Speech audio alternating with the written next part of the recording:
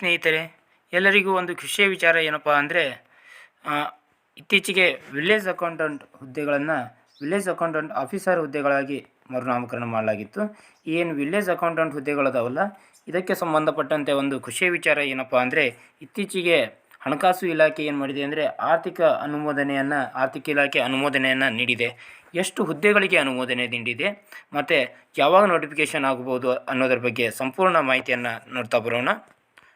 ನೋಡಿ ಫ್ರೆಂಡ್ಸ್, ಟೋಟಲಾಗಿ ಎಷ್ಟು ಹುದ್ದೆಗಳಿಗೆ ಅನುಮೋದನೆ ನೀಡಿದೆ ಅಂದರೆ ಇಲ್ಲಿದೆ ನೋಡಿ. ಟೋಟಲ್ 1000 ಹುದ್ದೆಗಳಿಗೆ ಏನು ಮಾಡಿದೆ, ಹಣಕಾಸು ಇಲಾಖೆ ಅನುಮೋದನೆಯನ್ನು ನೀಡಿದೆ. ಟೋಟಲ್ ಎಷ್ಟು ಹುದ್ದೆಗಳು ಖಾಲಿ ಇದಾವಪ್ಪ ಅಂದರೆ 1822 ಹುದ್ದೆಗಳು ರಾಜ್ಯದಲ್ಲಿ ಖಾಲಿ ಇದ್ದು 1000 ಹುದ್ದೆಗಳಿಗೆ ಅನುಮೋದನೆ ನೀಡಿದೆ. ಆದಷ್ಟು ಬೇಗ ಏನಾಗುತ್ತೆ, ನೋಟಿಫಿಕೇಷನ್ ಆಗುತ್ತೆ. ಇನ್ನು ಎಷ್ಟು ತಿಂಗಳಲ್ಲಿ ನೋಟಿಫಿಕೇಷನ್ ಆಗ್ಬೋದು ಅಂತೇಳಿ ನೀವು ಕೇಳ್ಬೋದು. ಇನ್ನು ಭಾಳ ಆದರೆ 3 ರಿಂದ 4 ತಿಂಗಳಲ್ಲಿ ನೋಟಿಫಿಕೇಷನ್ ಆಗುವಂಥ ಸಾಧ್ಯತೆ ಹೆಚ್ಚಿದೆ. ಅದಕ್ಕಾಗಿ ನೀವೇನು ಮಾಡಿ, ಪ್ರತಿಯೊಂದನ್ನು ನೋಟ್ಸ್ ಮಾಡಿಕೊಂಡು ಸಿಲೆಬಸ್ ತಿಳ್ಕೊಂಡು ಓದ್ತಾ ಹೋಗಿ. ಹೌದಾ? ನೋಡಿ, ಯಾವ ಡಿಸ್ಟಿಕ್ನಲ್ಲಿ ಎಷ್ಟು ಹುದ್ದೆಗಳು ಅದಾವಂತ ನೋಡ್ತಾ ಬರೋದಾದರೆ ಅತಿ ಹೆಚ್ಚು ಹುದ್ದೆ ಯಾವ ಡಿಸ್ಟಿಕ್ನಲ್ಲಿ ಅದಾವಂತ ನೋಡೋಣ. ಇಲ್ಲಿ 71 ಹುದ್ದೆಗಳು ಅದಾವೆ ನೋಡಿ. ತುಮಕೂರು ಜಿಲ್ಲೆ, ಇಲ್ಲಿ 71 ಹುದ್ದೆಗಳು. ಅದೇ ರೀತಿಯಾಗಿ 51 ಹುದ್ದೆಗಳು ರಾಮನಗರ, 51 ಹುದ್ದೆಗಳು.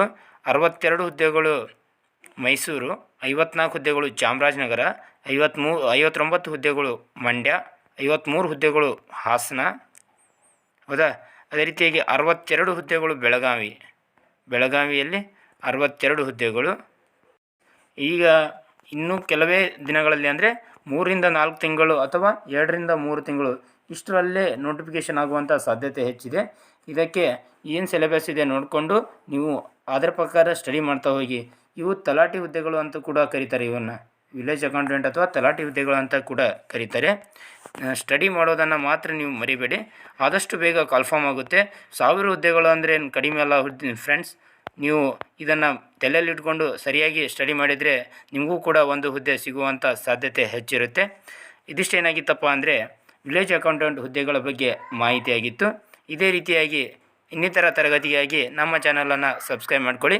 ಧನ್ಯವಾದಗಳು.